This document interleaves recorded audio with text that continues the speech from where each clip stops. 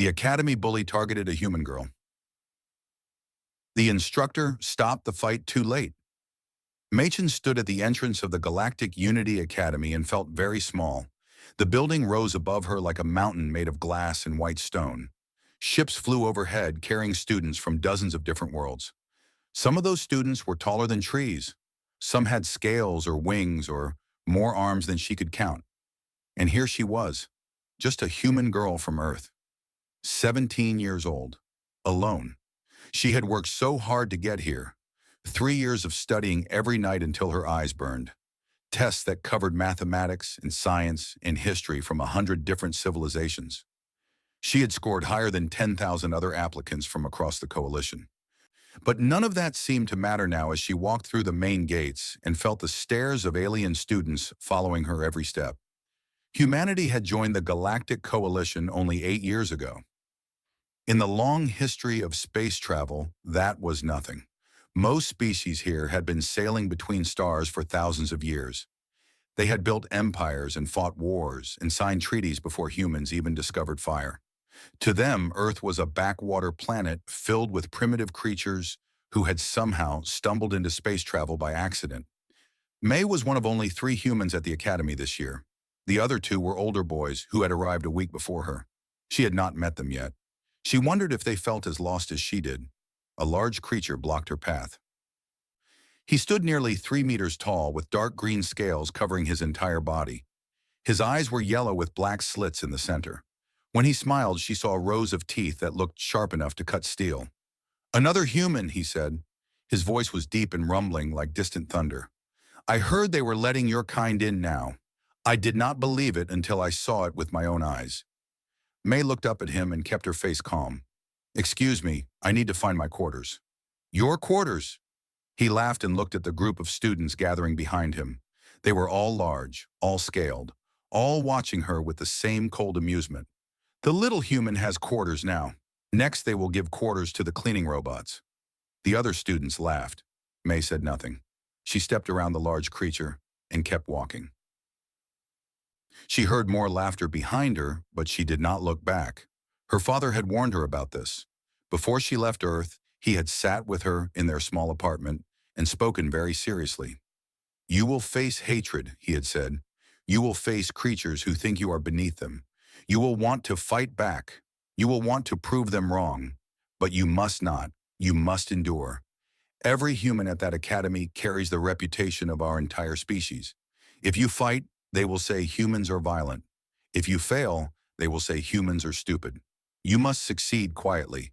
You must give them no excuse to dismiss us."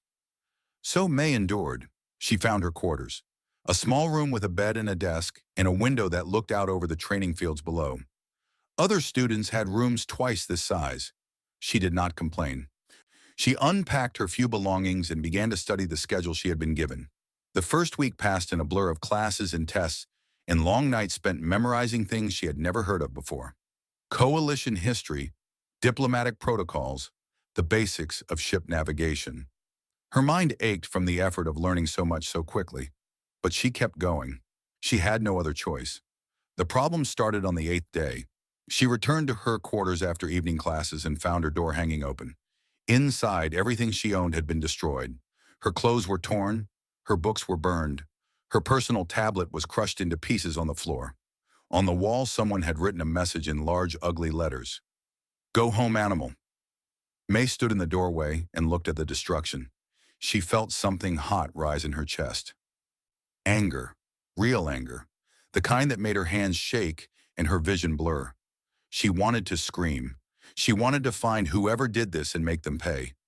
Instead, she took a deep breath, then another. Then she walked inside and began cleaning up the mess. She did not report it. She knew who was responsible, the large-scaled creature who had blocked her path on the first day. His name was Rekka Sorn, and he was the son of a Tarathian noble family. The Tarathians had conquered 12 worlds before the Coalition forced them to stop. They were warriors by culture and by blood. They believed strength was the only thing that mattered. Rekka ruled the first-year students through fear. He had a group of followers who did whatever he commanded. They bullied anyone they saw as weak. They took food from smaller students. They broke belongings and laughed about it. The instructors knew but did nothing. Torothian nobles had powerful connections. It was easier to look the other way. May learned all this from whispered conversations in the dining hall. She learned that Vreka's family had lost significant status when humans joined the coalition. Apparently, Earth had negotiated a treaty that freed two species from Torothian control. The Sorn family blamed humanity for their fall, and now Vreka had found a human he could punish.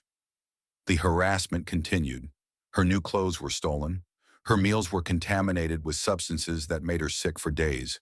Her assignments disappeared from the academy computer system, and she had to redo them from memory. Each time she reported nothing. Each time she simply fixed what was broken and kept moving forward. Other students noticed. A few seemed sympathetic, but none offered help. Helping a human meant making an enemy of Rekka Sorn.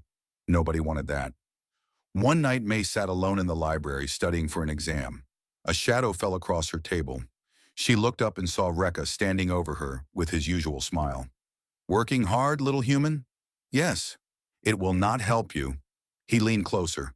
His breath smelled like rotting meat. "Tomorrow is combat training. Instructor Vren assigns sparring partners randomly. But sometimes he takes requests." The smile grew wider. "I requested you." May felt her heart beat faster, but she kept her voice steady. "I see. The whole academy will be watching. They will see what humans really are. Weak, soft, pathetic." He reached down and grabbed her tablet, crushing it in his massive hand like it was made of paper. "Try to rest tonight, little human. You will need your strength." He walked away laughing. His followers laughed with him. May sat very still for a long time. She thought about what her father had said. Endure. Give them no excuse. Carry the reputation of humanity on your shoulders and do not let it fall.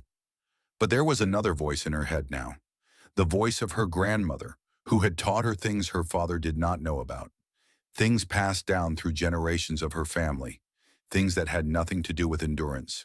"You are small," her grandmother had said once, long ago. "You will always be small. Smaller than the bullies at school.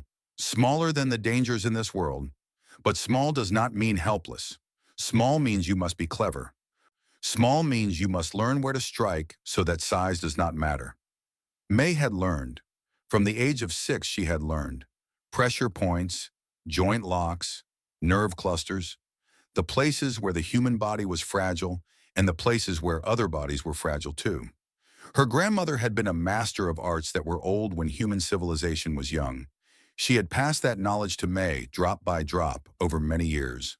No one at the academy knew this, not even the other humans. It had not seemed important before. She was here to study and learn and make humanity proud through academic achievement. Fighting was not part of the plan, but now Vreka had forced her hand. May picked up the pieces of her crushed tablet and threw them in the recycling unit. Then she returned to her quarters and lay down on her bed and stared at the ceiling. Tomorrow she would face a creature 3 times her size in front of the entire academy. The instructor would stop the fight when one side was clearly beaten. That was the rule. Vreka would try to hurt her badly before that happened. He might try to cripple her. He might try to kill her. She thought about her options. She could refuse to fight and face punishment for cowardice. She could fight and lose and prove what Vreka wanted to prove about humans. Or she could do something else. Something that would change everything. May closed her eyes and began to breathe slowly. In her mind, she walked through the movements her grandmother had taught her, the gentle touches that caused so much pain, the precise angles that locked joints and severed nerve connections, the strikes that could disable or cripple or kill depending on how much force she chose to use. She did not sleep that night. She did not need to. Her body was calm and her mind was clear. Tomorrow would bring what tomorrow would bring. In another part of the academy, Instructor Vren reviewed the sparring assignments for the morning session. He saw Vreka's name paired with the human girl and smiled slightly. He had approved the request personally. Vren was Korvathi, a species known for their warrior traditions. He had fought in 3 major conflicts before taking this teaching position. He had no respect for humans. They were physically unimpressive and culturally strange. He did not understand why the coalition had granted them membership. This would be educational, he thought. The human would learn her place. The other students would see what happened when weakness faced strength. And maybe after this, the Academy would think twice about accepting more humans. He turned off his console and went to sleep, looking forward to the morning. The training hall was the largest room in the Academy. It could hold 500 students easily. Today it seemed like all 500 were present. Word had spread through the dormitories like fire through dry grass. The Tarathian noble was going to fight the human girl. Everyone wanted to watch. May walked through the entrance and felt the weight of all those eyes upon her. Creatures of every shape and size lined the walls and filled the observation balconies above. Some whispered to each other, some pointed, some laughed. She ignored them all and walked to the center of the training floor where the other first-year students were gathering. Freka was already there. He stood apart from the others, surrounded by his followers. When he saw May, his yellow eyes lit up with cruel pleasure. He did not say anything. He did not need to. His expression said everything. Instructor Vren entered through a side door and strode to the center of the floor. He was tall and lean with gray skin and 4 arms that ended in hands with too many fingers. His voice was sharp when he spoke. Today we continue basic sparring exercises. You will fight one-on-one until submission or knockout. I will stop each match when one party is clearly defeated. His eyes swept across the students. There will be no serious injuries. Anyone who causes permanent harm to a sparring partner will face immediate expulsion. Some students nodded. Others shifted nervously. May kept her face blank and her body still. Vren began calling out pairs. 2 Korvathi students stepped forward and fought a brief technical match that ended in submission. A Thasan and a Vorak traded blows until the Thasan was knocked down. Match after match proceeded while the crowd grew restless. They were waiting for the main event. Finally, Vren called out the names everyone had been expecting. Vreka Sorn and Mei Chen. A murmur ran through the crowd. Vreka stepped forward with his chest swelled and his scales gleaming under the training lights. He was enormous. His arms were as thick as May's entire body. His claws looked capable of tearing through metal. May stepped forward. She looked tiny next to him, fragile, like something that would break at the slightest touch.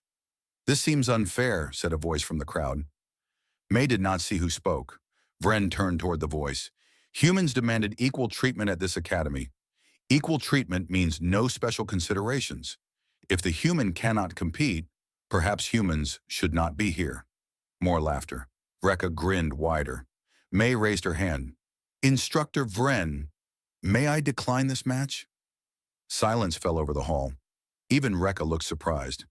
Vren walked toward her slowly. He looked down at her with something like disgust. You may not. This is not a choice. This is training. All students must participate. I understand. May lowered her hand. I wanted to give you the chance to reconsider. The chance to reconsider? Vren's voice dripped with contempt. Perhaps you should reconsider your presence at this academy. He walked back to the edge of the training circle. Standard rules. Begin when ready. Vreka crouched into a fighting stance. His muscles tensed beneath his scales.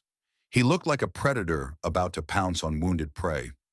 May stood still. Her arms hung loose at her sides. Her feet were positioned in a way that looked careless, but was not. Her breathing slowed until it was barely visible. Look at her, someone said from the crowd. She is frozen with fear.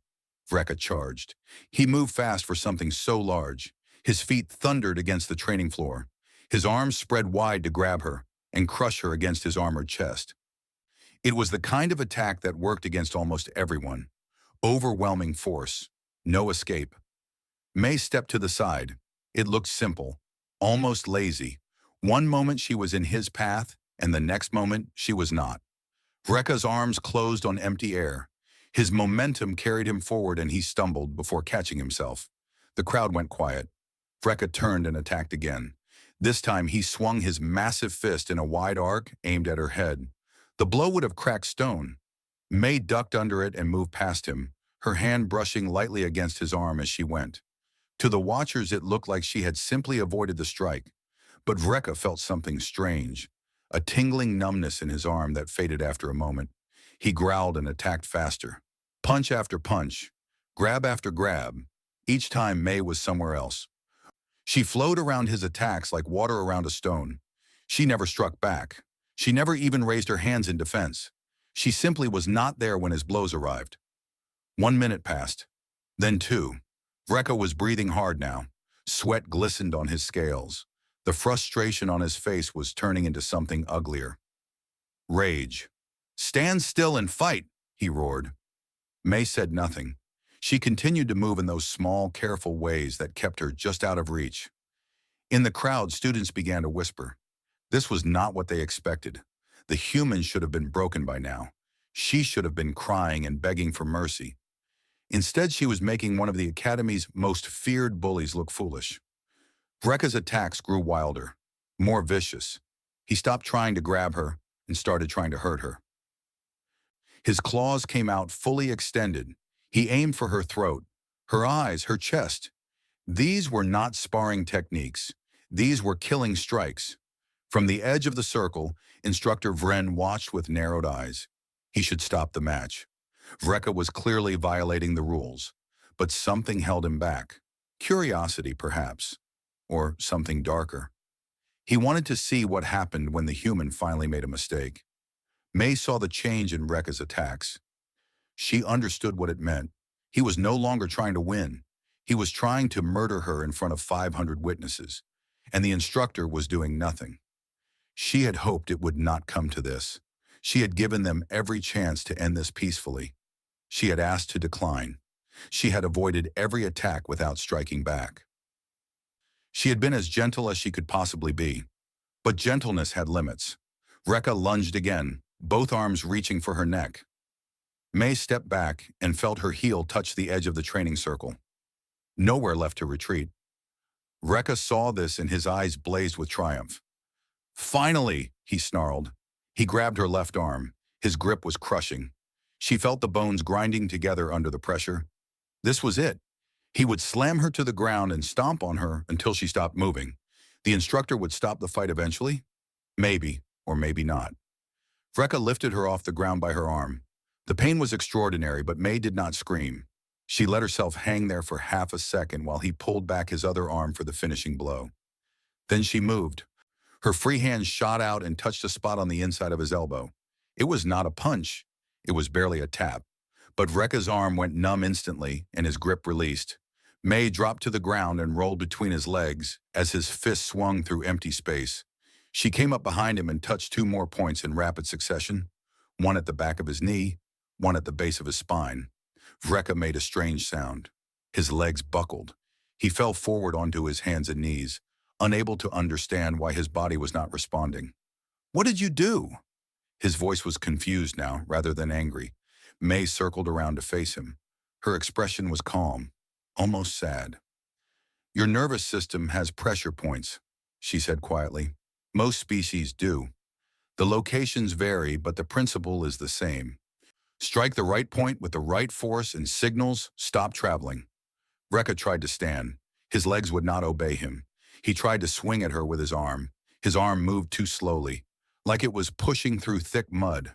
Panic began to replace the confusion in his eyes. "This is your last chance," May said. "Yield now. Call for the instructor to stop the match. I have no desire to hurt you more than I already have." For a moment it seemed like he might listen. The fear on his face was genuine. He understood now that something had gone terribly wrong with his easy victory, but pride was stronger than fear. He opened his mouth and screamed in rage. He pushed himself up through sheer willpower, his partially numbed legs shaking beneath him. He raised his clawed hand and brought it down toward her head with all the strength he had left. May stepped inside the strike. She caught his wrist with one hand and twisted. The claw passed harmlessly over her shoulder. Her other hand came up and touched his throat. The touch was gentle, almost tender. Vreka froze. His eyes went wide. His mouth opened, but no sound came out. Slowly, terribly, he toppled backward and hit the floor with a crash that echoed through the silent hall. He lay there staring at the ceiling. His chest moved in tiny, shallow breaths. His arms and legs did not move at all. Instructor Vren finally rushed forward. "What have you done?" May looked up at him. There was no anger in her face, no triumph, just a quiet weariness that seemed much older than 17 years. "I stopped the fight," she said. "Since you would not." She turned and walked toward the exit. The crowd parted before her in silence. No one tried to stop her. No one said a word. Behind her, Rekka lay paralyzed on the training floor, making small clicking sounds of pure animal terror. The fight had lasted less than 4 minutes. It had changed everything. The medical center was chaos. Doctors from 3 different species surrounded the diagnostic bed, where Rekka lay, still unable to move. Scanning equipment hummed and beeped. Holographic displays showed images of his nervous system with large sections highlighted in red. "I do not understand it," said the chief medical officer, a Thessan female with silver skin and worried eyes. "The nerve damage is precise, too precise. Each disruption occurred at exactly the right point to disable function without causing permanent harm." "Will he recover?" asked Administrator Korath. He was ancient even by Korvathi standards, the highest authority at the academy. His forearms were folded across his chest as he studied the displays. "Yes, probably. The paralysis should fade within hours.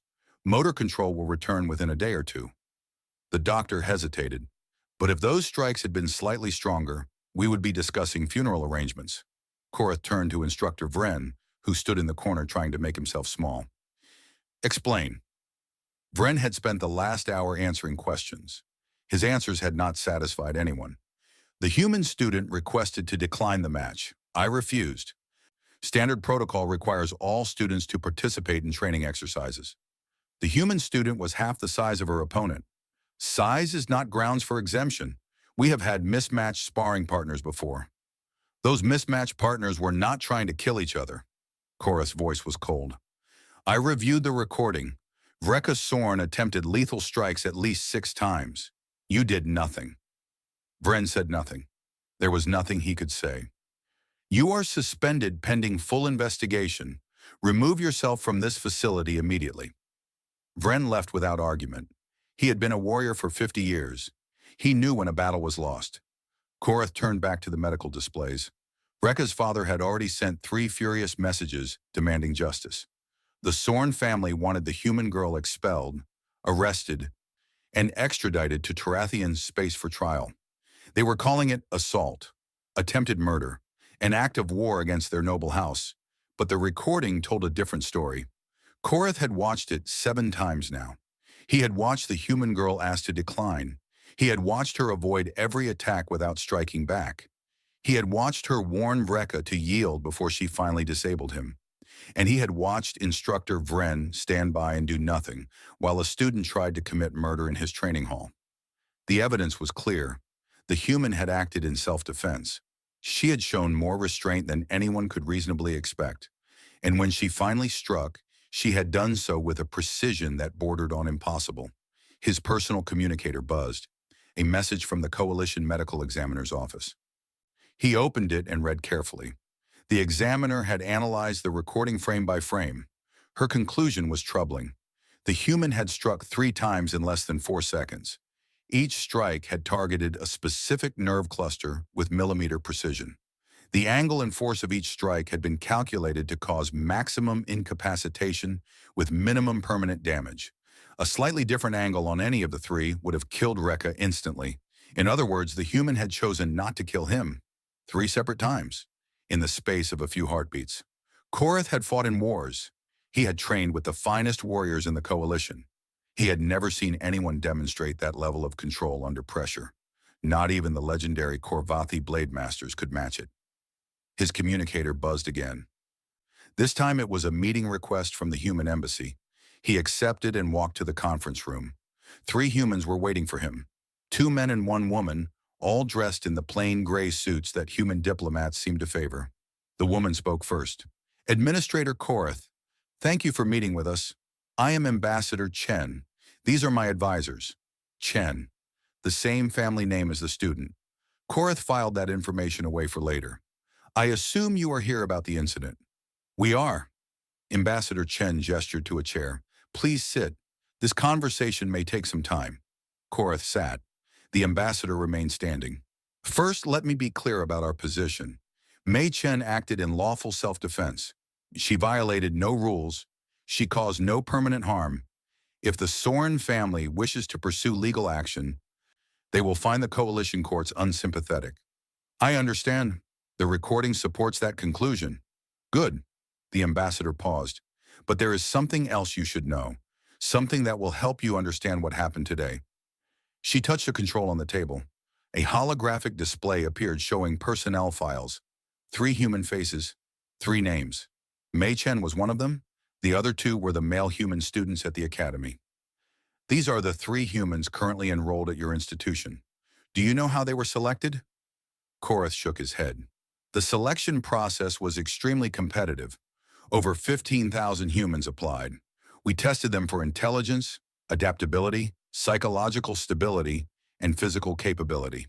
The ambassador zoomed in on one of the files.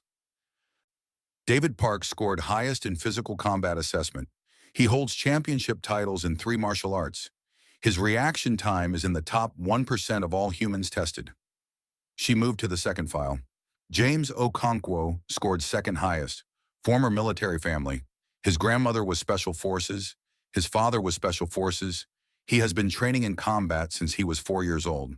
She moved to the third file. Mei Chen's file. Mei scored lowest of the 3 in physical combat assessment. Her training was informal.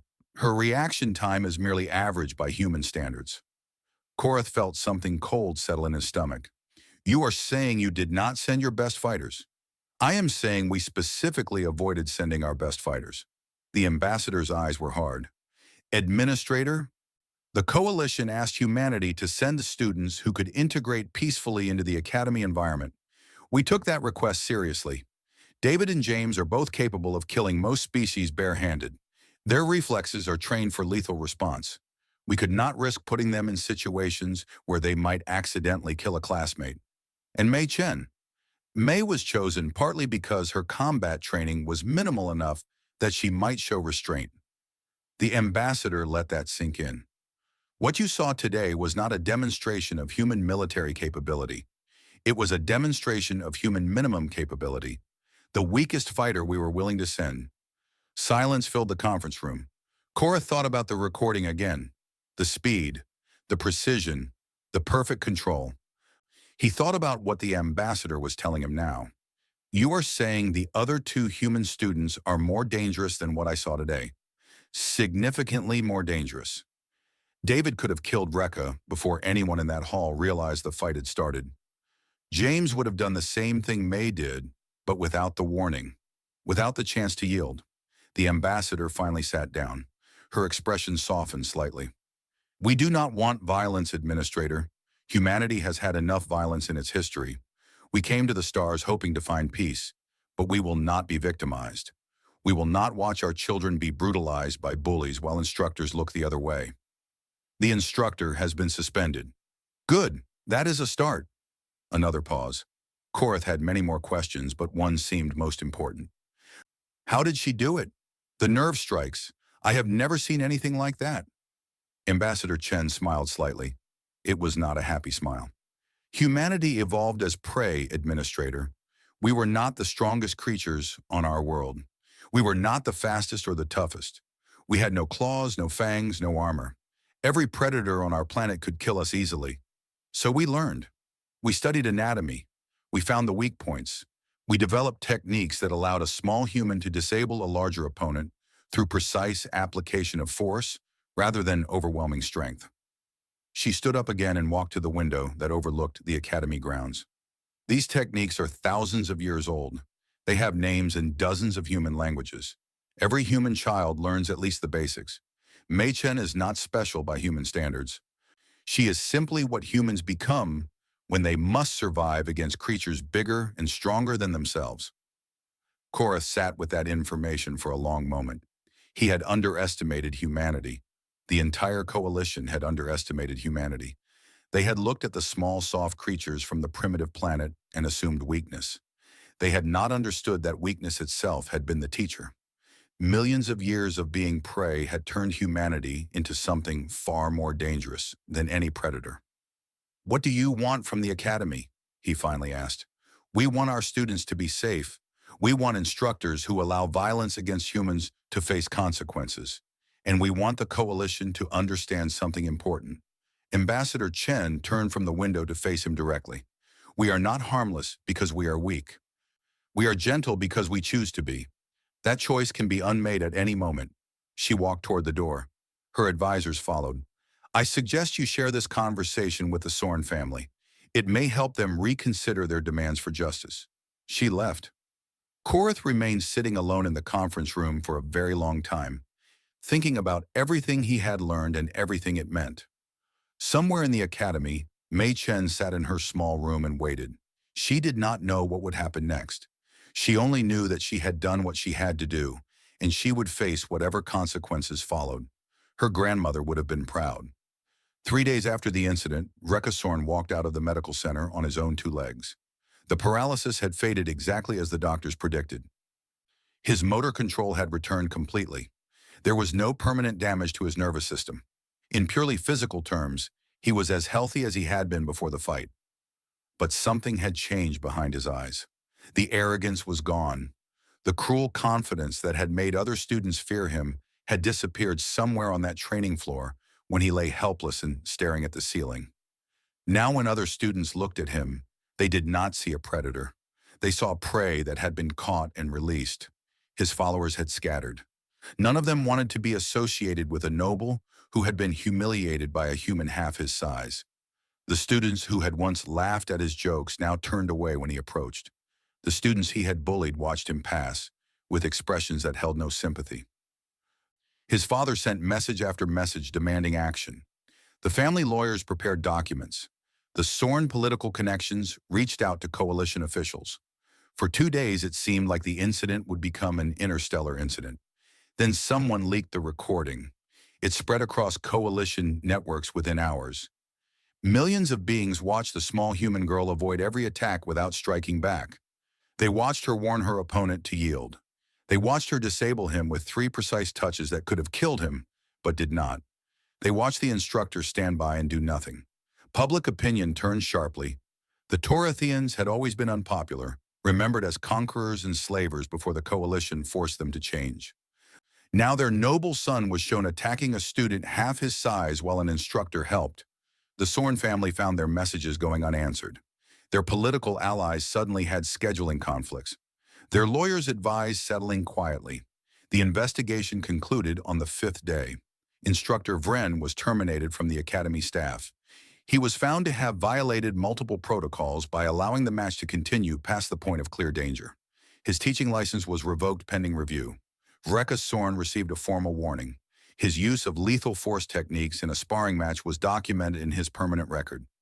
Any future violations would result in immediate expulsion. Mei Chen was cleared of all wrongdoing. The academy officially acknowledged that she had acted in self-defense with appropriate restraint. But the consequences reached far beyond one academy on one neutral world. Coalition military commanders began requesting information about human combat techniques. Intelligence agencies tried to identify the schools and teachers that had developed such precise methods of disabling opponents. Diplomatic channels buzzed with questions that had never been asked before. Just how dangerous were humans? What else could they do that the coalition did not know about? The human embassy released a carefully worded statement. It explained that humanity had a long history of martial arts development. It mentioned that all humans received some basic training in self-defense. It did not mention the special forces programs or the classified combat research or the weapons that existed only in sealed vaults on Earth. Some information was better left unshared.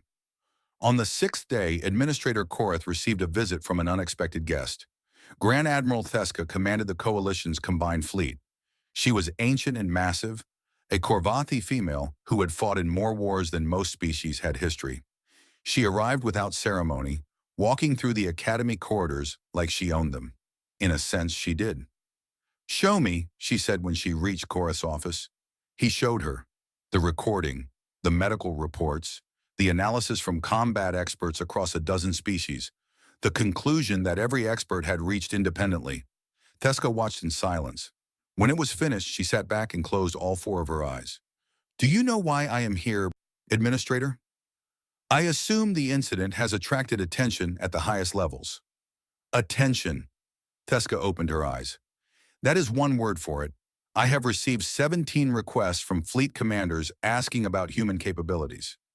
I have received 43 requests from planetary defense ministries asking the same thing. The Torathians have filed a formal complaint claiming humanity is hiding military assets. The Torathians seem to have found many things to complain about lately. Indeed. A thin smile crossed Theska's face. But their complaint raises an interesting question. What are humans hiding?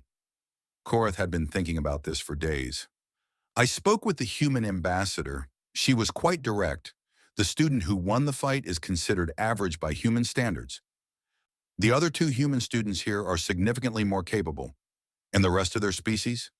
She implied that every human learns at least basic techniques, that their entire civilization is built on the assumption that they must survive against physically superior opponents. Theska was quiet for a moment. When she spoke again, her voice was thoughtful. The coalition accepted humanity 8 years ago. Do you remember the debate? I remember. Many argued against admission. Humans were too primitive, too violent, too unpredictable. I was one of those who argued against. Theska stood and walked to the window. I had reviewed their history, wars upon wars, weapons designed for mass destruction.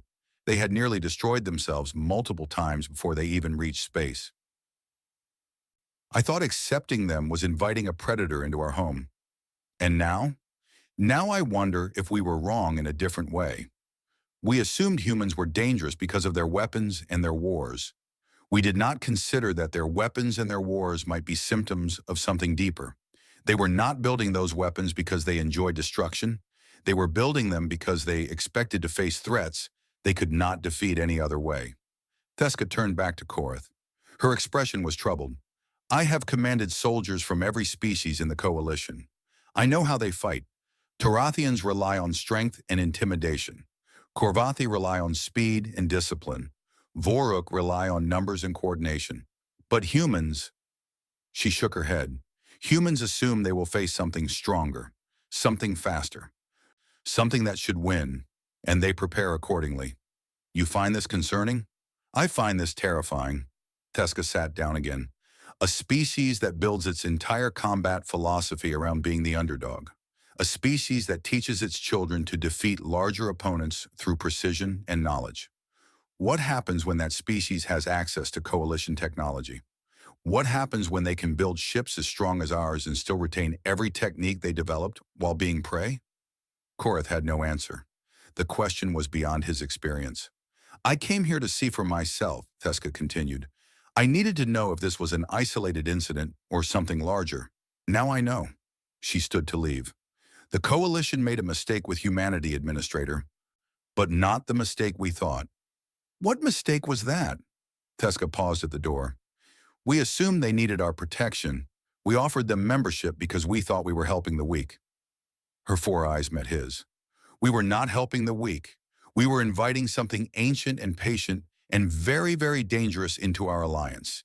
And now we must live with that choice. She left without another word. Korath sat alone in his office as the sun set over the academy grounds. Through his window, he could see students moving between buildings.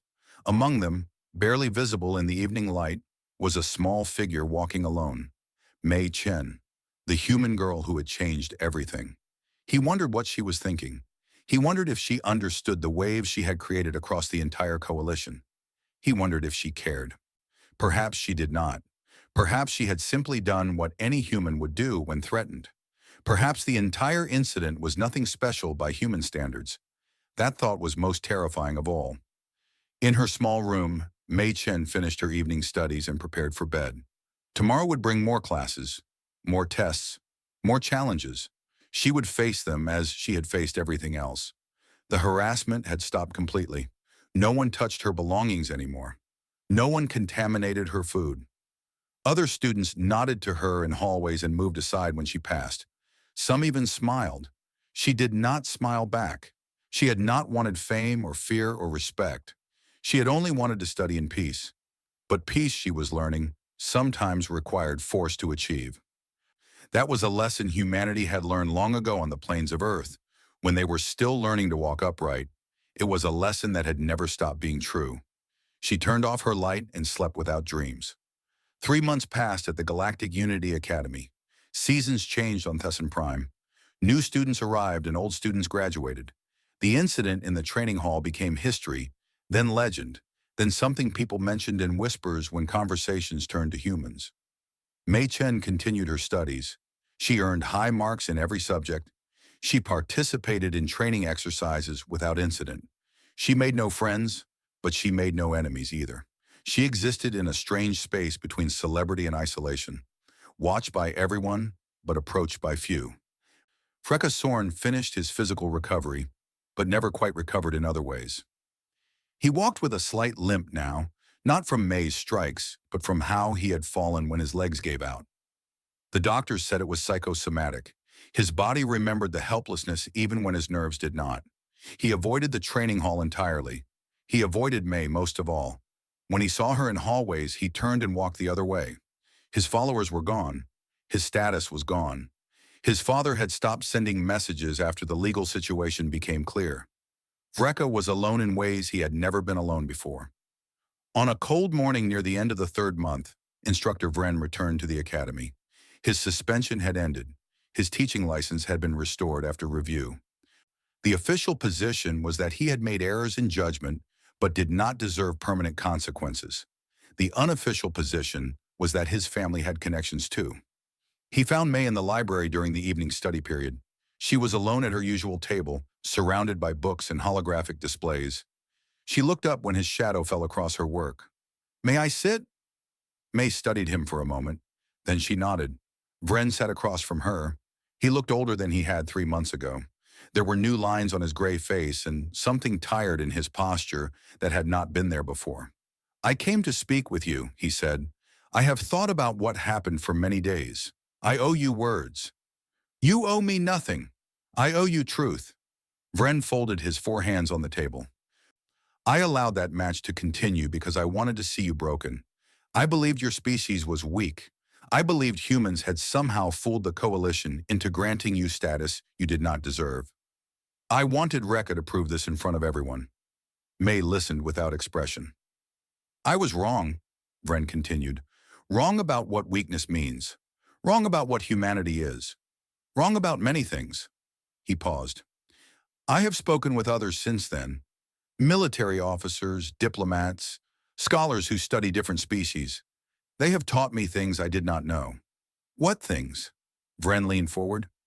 "They told me that humans evolved as prey, that you were hunted by creatures larger and stronger than you for millions of years.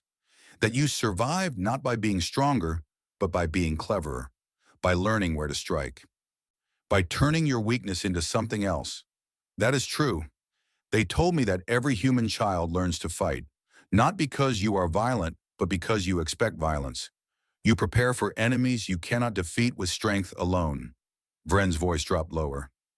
"They told me that you are not the most dangerous human at this academy, that the others are worse, that you were chosen partly because you might show mercy." "That is also true." Vren sat back. He looked like someone whose entire understanding of the world had been shaken and rebuilt. "I spent 50 years as a warrior," he said slowly. "I trained thousands of students. I thought I understood combat.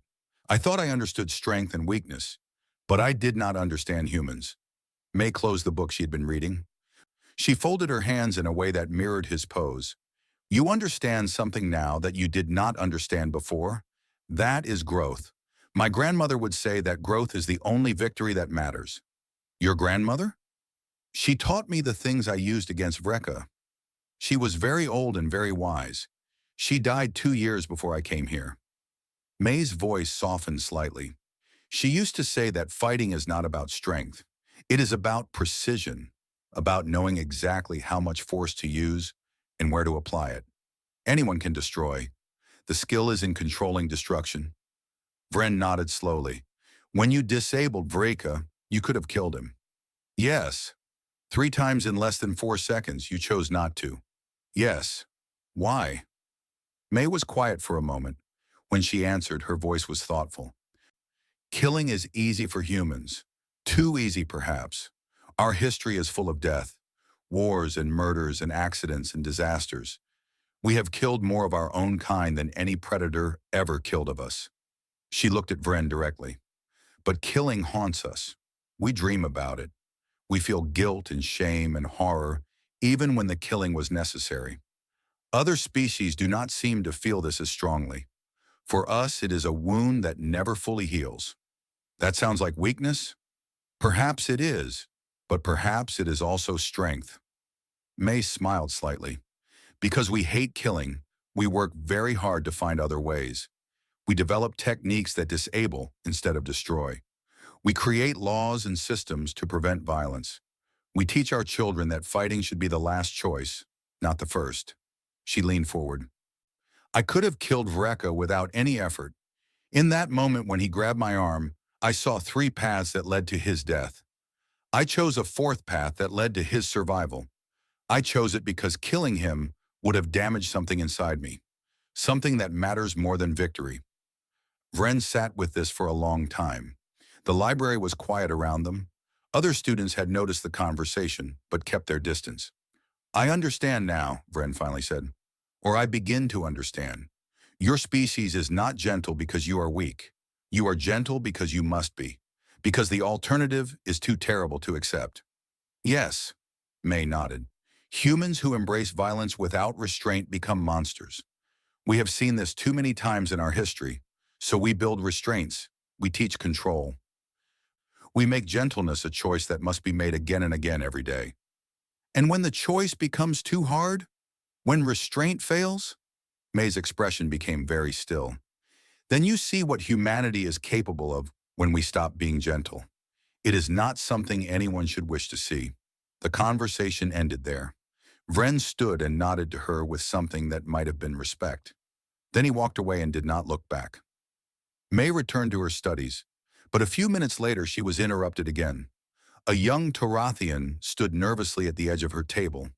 He was smaller than most of his kind, with pale green scales and eyes that darted away when she looked at him directly. She recognized him. He had been one of Rekka's targets before she arrived. One of the students who had their food taken and their belongings broken. Yes, she said. The young Tarathian swallowed visibly. I am sorry to disturb you. I know you probably want to be left alone. Everyone says you prefer to be alone. But I wanted to ask you something and I could not find the courage until now. May waited. Would you teach me? The words came out in a rush. Not to fight like you fight. I know that takes years and I am not human and probably could not learn anyway. But maybe just some basics. How to move. How to avoid being grabbed. How to not be so afraid all the time. He looked down at his feet. His voice dropped to almost a whisper. I am tired of being afraid. May studied him for a long moment. She thought about everything that had happened since she arrived at the academy. The hatred and the harassment and the fight that changed everything. She thought about what her grandmother had taught her and what it meant to pass that teaching on. Then she moved the books to one side of her table and made room beside her. Sit, she said. Tell me your name. The young Tarathian sat down with a look of disbelief and growing hope. My name is Krevik. Thank you. Thank you so much. Do not thank me yet. This will be difficult. You will want to quit many times. I will not quit. We will see. May opened a new display and began sketching the basic principles she would teach him. First, you must understand that fighting is not about being stronger than your enemy. It is about knowing yourself, your limitations, your capabilities, what you are willing to do and what you are not willing to do. I understand. No, you do not understand yet, but you will. Across the library, students watched the strange scene. A human teaching a Tarathian, a former victim helping another former victim. It was not what anyone expected, but then humans had a way of doing unexpected things. The Academy's official incident report remained classified for many years. But stories spread anyway. Not stories about human strength or speed or ferocity. Stories about something else entirely. Stories about a species that measured force in fractions, that treated violence as a scalpel rather than a hammer, that chose mercy not because it was easy but because it was hard. The galaxy had assumed humanity was harmless because they were gentle. It was beginning to understand they were gentle because they were trying very hard to be, and that made all the difference.